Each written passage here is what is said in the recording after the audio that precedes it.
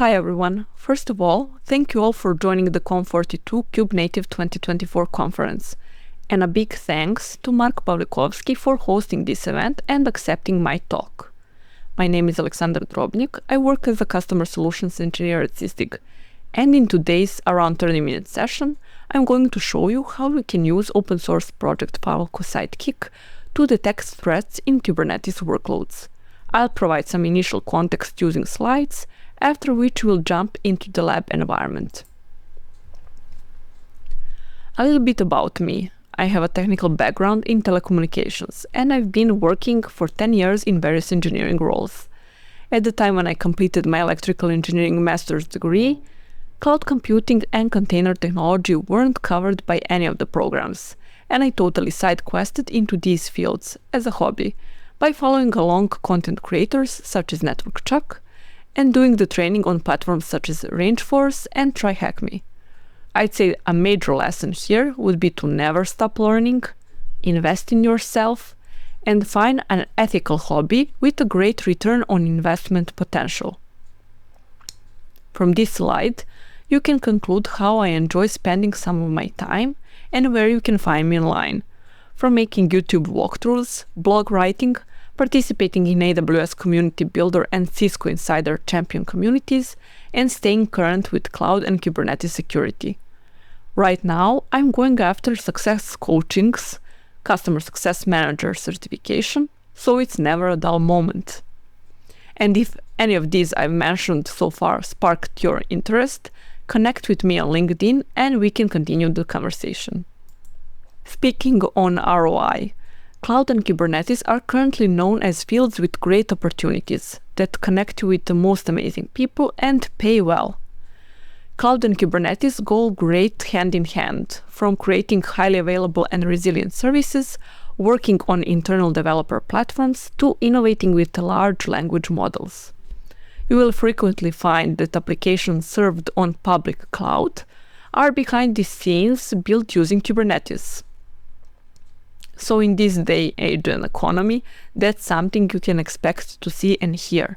Cloud and Kubernetes skills wanted across software and security engineering, sales and customer success. Related to my badges from the previous slide, here I highlighted open job roles from these vendors, including my employer Sidekick. So this is something for motivation to start looking into Kubernetes and cloud, because the times are hybrid, and it's not very realistic to center your technical skill set solely around services that work on-premise. So let's say that any service that has to be developed and offered to a wide audience should be secured too. In cloud security, there is this concept of cloud-native application protection platforms, CNAPP solutions, capable of securing infrastructure and applications, whether based on full-blown virtual machines or microservices, from the moment of their local development, while still being available only in manifest files, to their runtime, where you can actually access an application serving a certain web page live. Not all malicious actors will rely on common vulnerabilities and exposures, CVs for short, to cause damage and gain unauthorized access to our offering. Some might try to leverage identities not being configured according to the least privilege practice, and compliance failures, when we rely on reports as snapshot in time to prove our offerings' adherence to industry's best practices and relevant benchmarks. And then there could be insider threats too. Using a job-relevant analogy, it's like a candidate who looks good on paper, interviews well, and gets inside the company, but has a malicious intent. So this is where threat detection is of utmost importance. Speaking from my personal experience working with Sidekick Secure CNAPP, its threat detection engine is based on open source Falco project capable of detecting early indicators of an attack in containerized environments, such as using reconnaissance scripts or other malicious actions across MITRE ATT and CK framework, as obfuscation, privilege escalation, log deletion, downloading binaries to containers, exfiltration attempts, shell history deletion, bulk renaming and recreating files extensions, and other actions connected with ransomware campaigns. A bit on Falco. Falco is, as of this year, a CNCF graduated project, meaning it's considered stable and it's used successfully in production environments. Not going deep into architecture weeds right now, for this session just know that Falco hooks into the Linux kernel via a driver, either a kernel module or an eBPF probe, and can collect system calls. All these events are parsed from kernel space to user space, where Falco rules, which are essentially filters of your interest, are applied. And the final outputs can be delivered to certain locations. Falco can associate each kernel event with the exact container attribute, like container ID, name, image repository, tags, as well as Kubernetes attributes, such as namespace or pod name. And on the right side, there is an example of a microservice-based architecture leveraging Falco to understand what is causing anomalies within a Kubernetes cluster. So, when speaking innovation, container runtime insights are important to consider because traditional security tooling for event management wasn't built with potential malicious Kubernetes events and short-lived container logs in mind. Falco is usually associated with a command line, but there is this public page, as seen on the left and middle part of the slide, where you can conveniently browse through existing Falco rules in detail, including rules description, condition when the rule will be triggered, output content, and rule tags. On the right, SysTick's 2024 Cloud Native Security and Usage Report lists top triggers detections. In any environment where containerized workloads are being experimented with locally or served publicly, there should be tooling in place to detect and potentially safeguard from such actions. Falco natively provides just a handful of destinations for its outputs, and this is where Falcosidekick open source project comes in handy.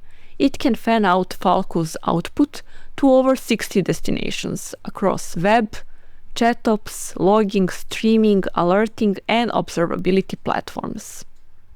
As for the web output for Falcosidekick, there is Falcosidekick UI, a user-friendly way to track Falco events across triggered rules, event severities, tags of interest, and comes with Swagger documentation for API queries.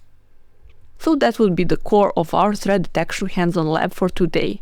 The link here and QR code will send you to a Google Drive to download the virtual machine pre-installed with all the tools for today's session. Let's say the last few words on the lab environment and then start the VM. VM's operating system is Kali Purple, a community project focused on defensive tooling structured around the NIST cybersecurity framework to identify, protect, detect, respond, and recover. The project aims to become the most comprehensive security operations center in a box kind of solution. On top of Kali Purple, first, installed are several tools to easily manage local Kubernetes cluster. And in the cluster, Kubernetes Goat as an interactive learning platform with real-world Kubernetes misconfigurations is spun up, and we will leverage one of its scenarios for Falcosidekick detection. Was created to document offensive and defensive Kubernetes techniques, inspired by Microsoft's Kubernetes Threat Matrix, which provides a framework for understanding Kubernetes tactics in a MITRE ATT and CK style. While the Microsoft Threat Matrix focuses on educating around Kubernetes tactics, techniques, and procedures through definitions, Kubenomicon expands on it by aiming to offer practical commands for both exploiting and defending against attacks in Kubernetes environments. For example, some of the tools that can be used to enumerate a Kubernetes environment are Nmap and Metasploit. We will also use Atomic Red Team containerized project to simulate real-world attacks aligned with the MITRE AZT and CK framework in a Kubernetes environment. These atomics tests are in general immensely helpful to refine and enhance coverage by addressing any detection gaps.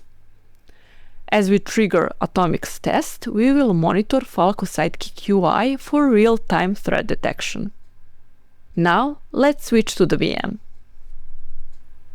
Okay, now this is the login screen you expect to see when you boot up the virtual machine. If it doesn't work from the first time, shut it down and boot it up again until you get to this login panel and enter credentials Sidekick.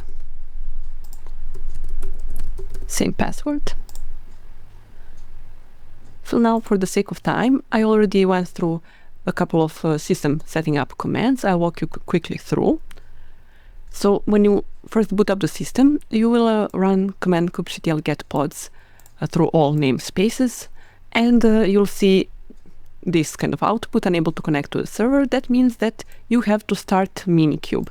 So I'm running this virtual machine with over 20 GB of RAM, at maximum 2 GB less than the virtual machine has. So in my case, that's 16 gig. Try not to go less than 8 gig, and at least 2 vCPU for the whole virtual machine. Then after that, you'll check again kubectl get pods and wait a bit to see, okay, now we get a different output, and we can notice majority of pods we expect to see in the running. Something to notice is that a couple of pods in the default namespace that are coming through Kubernetes Goat project are in error state. So from previous experience, what resolves this issue is to tear down the project and set it up again. Commands to do that are into Documents directory. In the Documents directory, you will notice directory Kubernetes Goat. Over there are a couple of commands. First, you'll run the teardown. Then when that finalizes, you'll run the setup one. And when that finalizes, you'll check the pod status. All should be in running state. And then you'll run the access command. So teardown, then setup, check the pod status. All are in running state. Then access, and you'll be provided with a local URL to access it. Okay, it all works locally, that's great. We'll later use one scenario from here. And for the Falcosidekick UI, you'll run this command to be able to access the web UI locally. So do we have, yeah, here I bookmarked relevant projects. You can dig deeper into after this fast-paced session. So for the Falcosidekick UI, we'll use this URL. Okay, great. Now it works. Default credentials are admin. Okay, now we see some rules triggering from my previous work. But this is something, yeah, to expect to see in the UI. So Falcosidekick UI is just one of the 60 plus possible output destinations for Falcosidekick. So any output from Falcosidekick you can forward to, for example, another SIEM tool, let's say. But for this session, we'll keep our focus on Falcosidekick UI, and we'll monitor reported events here. Okay, let's now try from Kubenomicon one simple scenario to see if Falcosidekick UI reports on the event. From, let's say, execution section, exec inside container. And here we are provided with a practical command we don't expect to see in Microsoft, as we said, Kubernetes threat metrics. So let's say we'll exec into one of the available pod over here.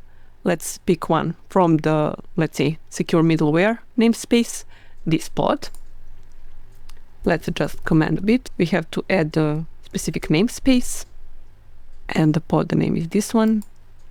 And let's monitor Falcosidekick UI for when we exec into the pod. Okay, it's now reported. Terminal shell we see in container. So with the default rules in Falco rules installed, this command is recognized, and you can see here bookmarked additional Falco training. This is the link. Okay, here you can find, courtesy of Sidekick, free Falco training that should enable you to create your own rules. Next, for the sake of time, let's switch quickly to Kubernetes codes, and let's try one scenario, RBAC least privileges misconfiguration. So let's exit the scenario locally. Okay, and let's follow along the provided instruction on public website, scenarios, RBAC least privileges misconfiguration. And the story is that we commonly see in the real world where developers and DevOps teams tend to provide extra privileges than required. So let's see what we can dig out from here. Let's leverage a couple of commands from this page, but for example, this command you'll recognize also in the provided official Kubernetes documentation, for example, to access the service account. This is what's bookmarked. So please go through these commands at your own pace after the session. But let's see how this works. And let's monitor, okay, Falco, if it will recognize anything. So this scenario, let's copy paste the commands. This is being read from environment variables. So let's prove it.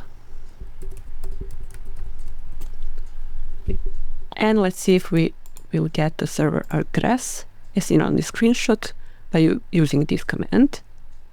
Okay, great. Now we got the server address.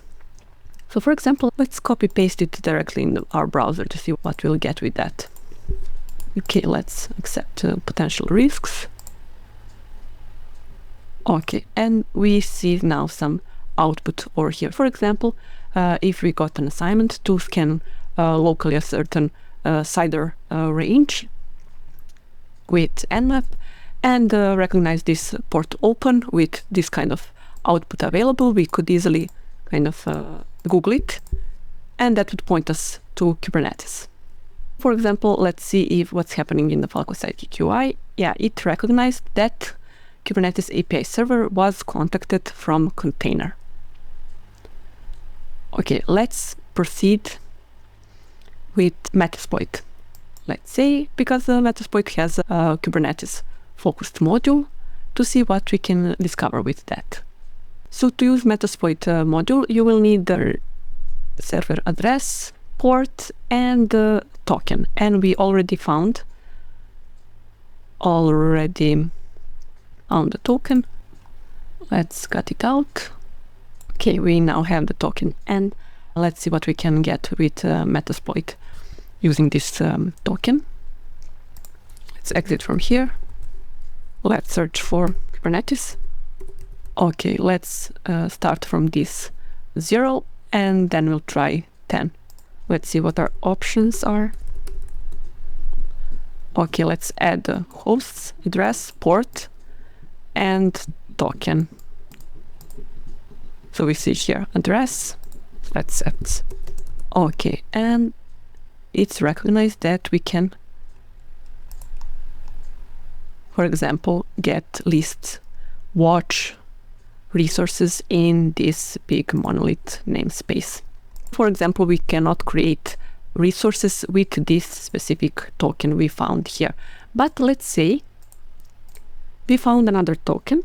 Let's say we found this one. Great. Now Metasploit reports that we can do all actions across all namespaces, all resources. So let's try the other available Metasploit module. So we used the enumeration. Now let's use the exploit exec. Was it 10? Yeah, use 10. And let's see options.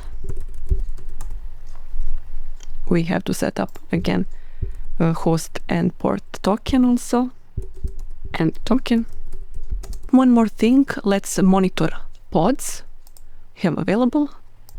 kubectl get pods. So these are the pods we currently have on the host. And when we run exploit in this case, we see another pod is created. And we got a shell. We created a pod on the host and now we are inside that pod, right? Let's check. We are root. That's the pod name. Let's see if it's reported over here. Yeah, it's seen as created and in running state. And we can proceed from here. And quickly, let's go through one atomic scenario. We see it here in the running state. Let's exec into it. And let's invoke the module. So we can browse through available atomics, tests, see what we have available. And let's see here, for example, let's pick the rootkit one. And let's monitor Falcosidekick UI. Great, we see now that one of the default rules was triggered. And we can see here details. That's all for the demo. I hope you enjoyed. As a next logical step moving forward from today's session, I suggest looking into recently officially published Falco Talon project, a response engine for Falco detected threats in Kubernetes environments. Just to name a few actions that can be automated using Falco Talon: invoking an AWS Lambda function on a triggered Falco rule, then enforcing a Kubernetes network policy, and labeling a pod as suspicious or terminating it. I hope you enjoyed today's session, and that Mark will accept my future Conf42 applications. Linked on this slide, you can find Falco training that should enable you to start contributing to Falco and create your own rules. If you find today's topic interesting, join the Falco Slack community and let's stay in touch until the next session. Bye for now.